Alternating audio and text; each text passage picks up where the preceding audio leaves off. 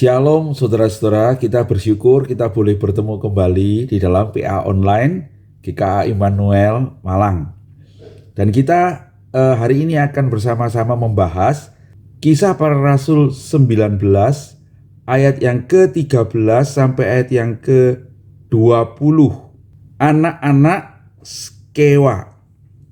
Saya akan membacakannya untuk saudara sekalian.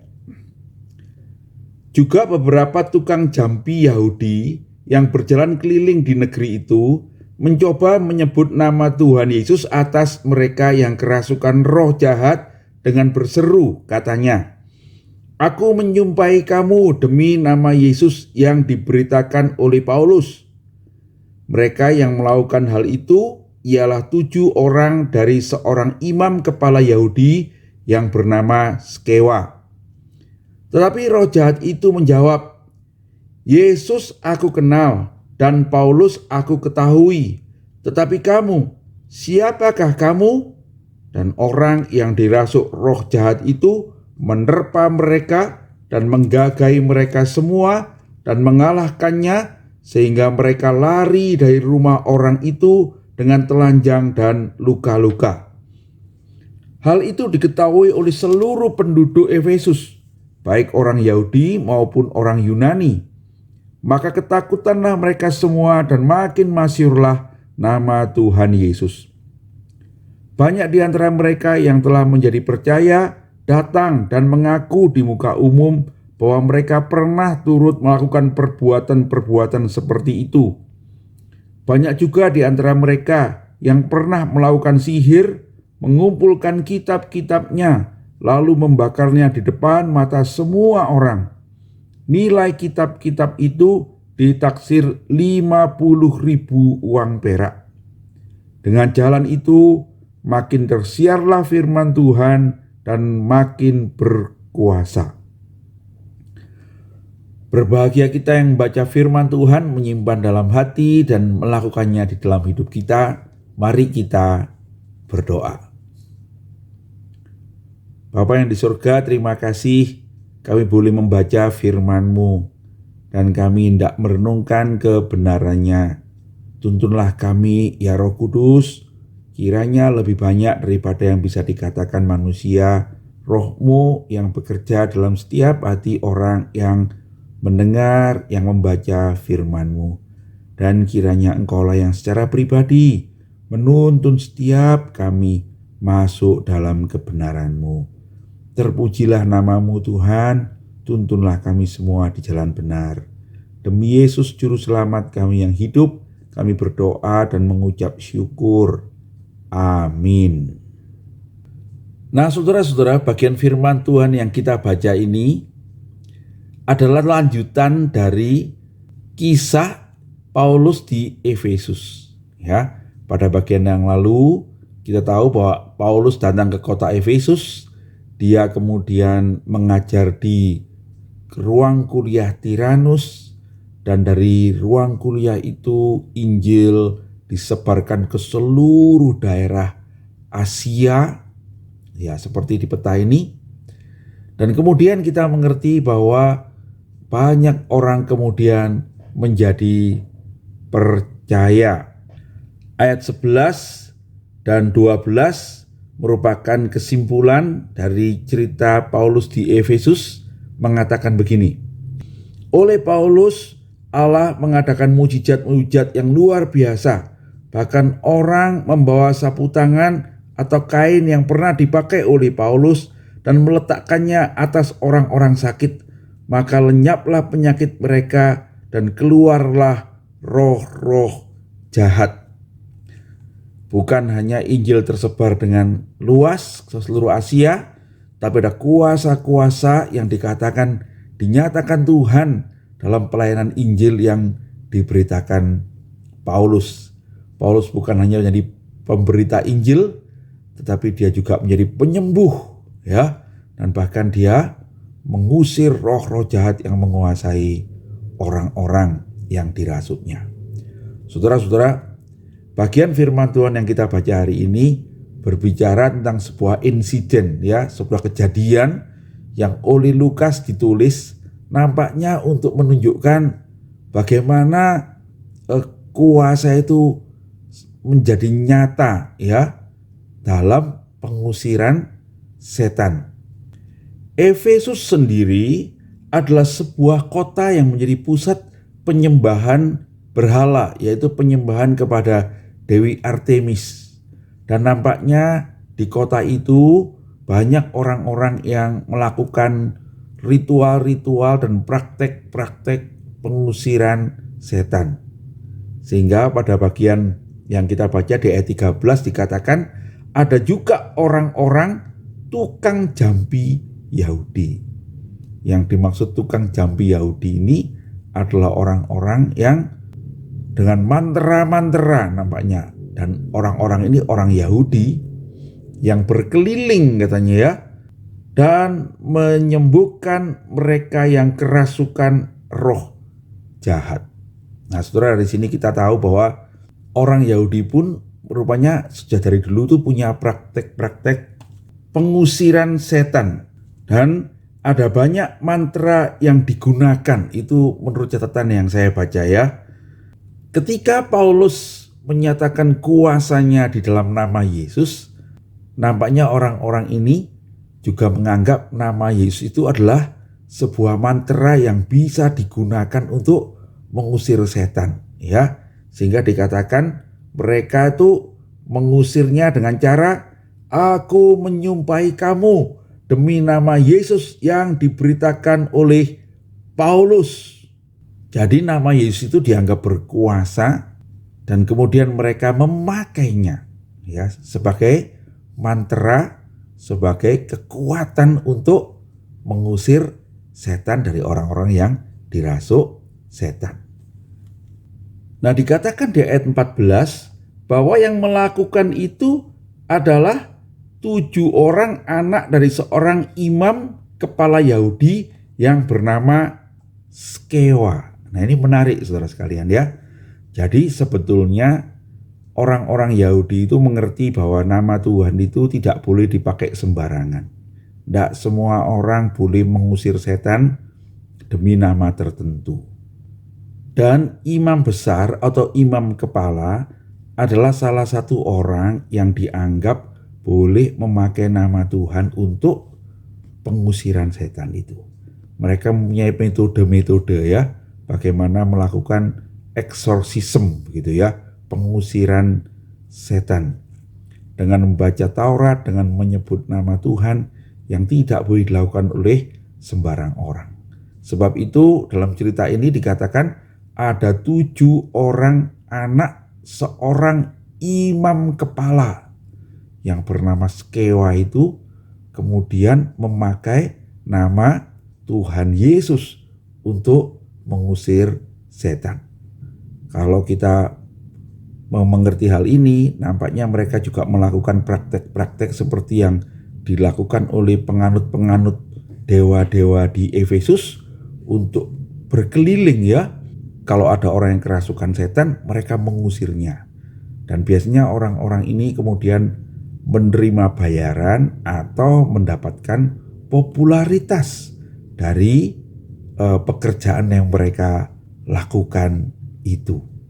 Nah saudara-saudara, satu kali diceritakan bahwa anak-anak ini bertemu dengan seorang yang dirasuk setan dan kemudian mereka menengkingnya ya, mereka berseru katanya, aku menyumpahi kamu demi nama Yesus yang diberitakan oleh Paulus. Begitu ya. Tetapi Alkitab mencatat bahwa roh jahat itu menjawab, Yesus aku kenal, Paulus juga aku tahu, tapi kamu, siapakah kamu? Lalu orang yang dirasuk roh itu, ya berarti roh itu sendiri, kemudian menyerang 7 anak Skewa ini ya. Dan satu orang yang dirasuk roh jahat itu kemudian memukuli mereka, menganiaya mereka ya.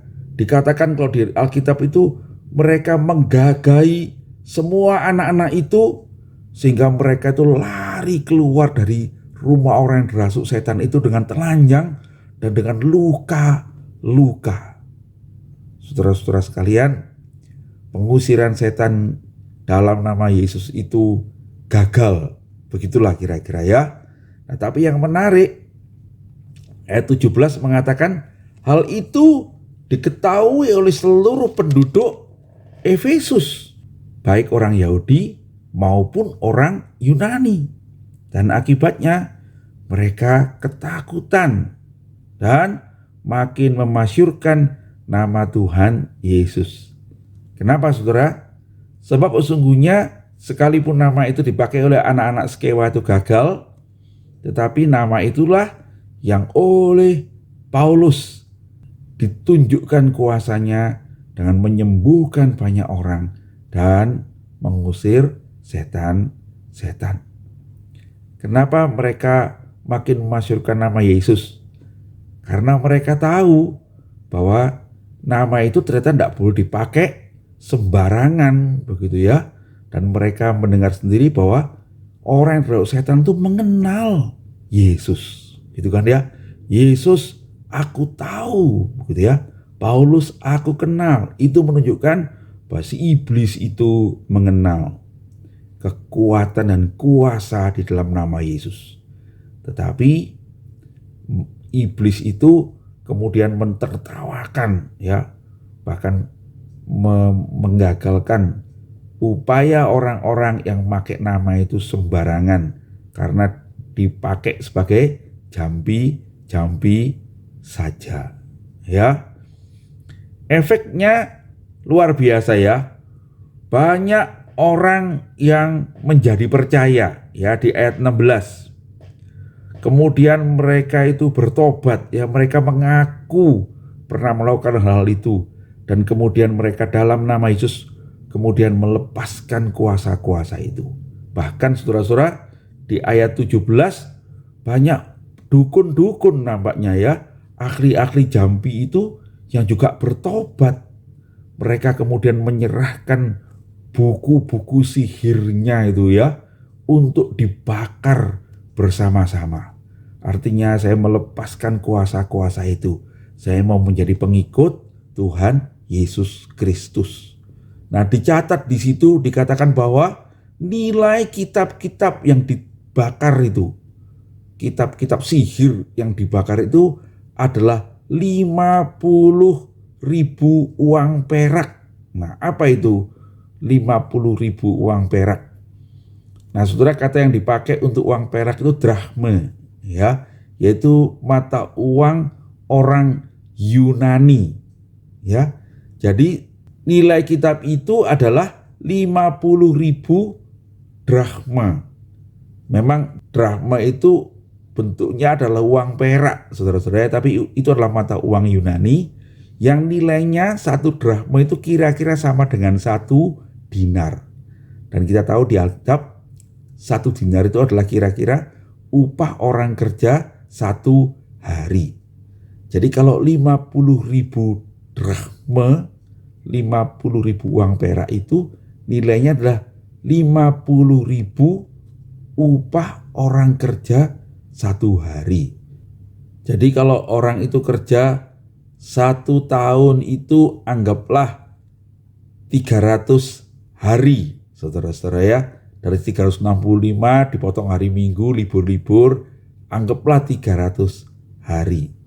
Maka nilai 50.000 drachma itu adalah 150 tahun kerja, saudara-saudara, sekitar lebih dari 150 tahun kerja ya. Saya coba hitung, saudara-saudara, kalau upah orang kerja di Indonesia itu 1 hari 150.000 sekitar, maka 50.000 drachma itu sekitar 7,5 miliar ya, 7,5 miliar.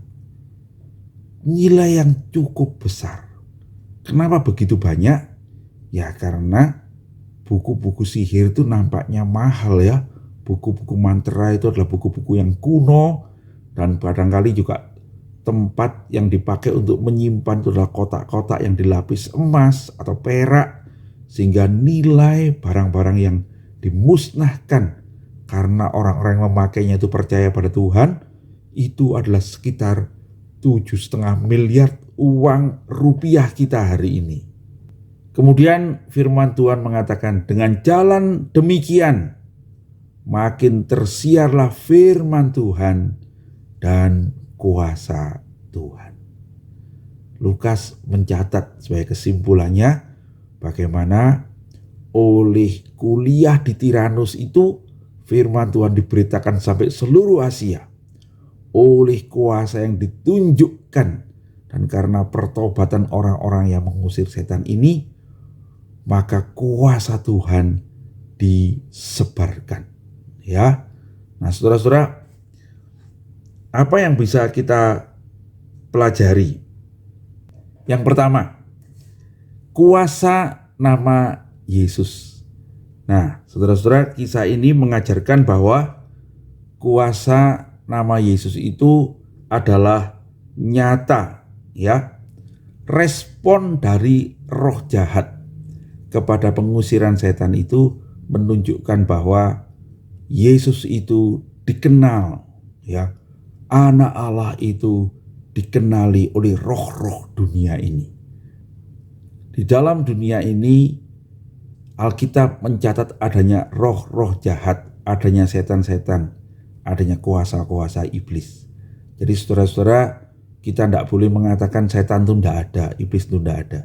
Sesungguhnya Alkitab mengatakan sendiri, dan kuasanya nyata, ya. Ada kerasukan setan itu. Sampai sekarang kita juga masih menemukannya, bukan?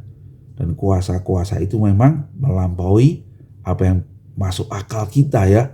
Orang-orang yang dirasuk setan itu bisa melakukan hal-hal yang tidak masuk akal. Misalnya makan beling, makan silet, dan mereka tidak apa-apa begitu. Nah saudara-saudara, kuasa-kuasa itu ada. Tetapi nama Yesus melampaui semua kuasa-kuasa itu, dan kuasa-kuasa itu mengenalnya, ya. Alkitab ini, firman Tuhan hari ini menunjukkan bahwa dalam nama Yesus diusirkan kuasa-kuasa roh jahat itu. Tetapi kenapa kok anak-anak Skewa ini tidak berhasil? Sebab kita tahu bahwa memakai nama Yesus itu bukan hanya menjadi mantra, ya. Memakai nama Yesus itu harus dilakukan dengan iman, ya. Kuasa yang melekat pada nama Yesus itu adalah kuasa yang dipunyai oleh orang-orang yang sungguh-sungguh percaya pada Tuhan Yesus, yang menerima Dia sebagai Tuhan dan Juru Selamat, yang meyakini sungguh bahwa Yesuslah Tuhan dan Juru Selamat saya, yang menyerahkan hidupnya kepada Tuhan untuk memuliakan namanya. Saya percaya sampai hari ini kuasa itu tetap ada, dan kuasa itu akan nyata ketika Tuhan menghendakinya. Jadi saudara-saudara, kuasa di dalam nama Yesus itu dinyatakan oleh Tuhan melalui Paulus, bukan atas kehendak Paulus, tapi atas kehendak Tuhan melalui Paulus. Perhatikan saudara-saudara, karena itu biarlah kita sungguh percaya pada Yesus, tetapi mari kita bersandar kepada Tuhan. Ketika Dia mau memakai kuasa itu dalam hidup kita, itu akan terjadi. Bukan atas kemauan kita, tetapi atas kemauan Tuhan. Dan itu nyata, bukan sebagai mantra, tetapi itu nyata karena iman. Kita sendirilah yang harus percaya kepada Tuhan Yesus Kristus, ya. Yang kedua, saudara, dari peristiwa ini kita mengerti jangan mempermain-mainkan kuasa Tuhan. Saudara, orang-orang yang mempermainkan kuasa Tuhan, baik itu yang menggunakannya secara sembarangan, menurut mau-maunya sendiri, atau yang mengejek kuasa Tuhan, sesungguhnya Tuhan berdaulat, Tuhan berkuasa. Saudara, ada akibat orang yang melecehkan Tuhan, sebab Dialah sungguhnya yang punya segala kuasa. Bagaimana kalau ada orang-orang yang belum menerima akibat itu? Saya percaya itu adalah kesabaran Tuhan. Sebab Tuhan masih menghendaki orang itu mungkin bertobat. Dan bahkan kalau Tuhan memukul dan orang itu belum celaka, belum binasa maksudnya, mungkin pukulan itu dimaksudkan supaya dia bertobat juga. Biarlah kita berhati-hati saudara-saudara ya, jangan bermain-mainkan kuasa Tuhan. Nah, lalu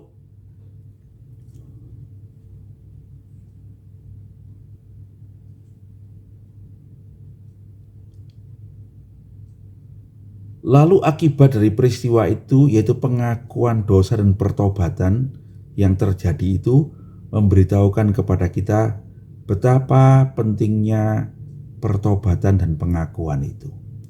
Kalau saudara-saudara saat ini terlibat dengan kuasa-kuasa gelap, mari datang kepada Tuhan. Bertobatlah dan lepaskanlah dirimu dari kuasa-kuasa itu. Ya, bawa dirimu pada Yesus. Tidak bisa kita tuh mengabdi pada Tuhan dan kepada setan. Kalau kita mendua hati masih, sekalipun kita percaya Tuhan, tapi kita masih menyimpan roh-roh jahat di dalam rumah kita masih menyimpan jimat-jimat, kita masih menyimpan pusaka-pusaka.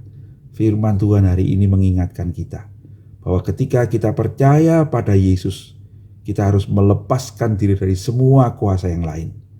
Ketika kita percaya pada Tuhan, kita harus sungguh-sungguh percaya kepada Tuhan.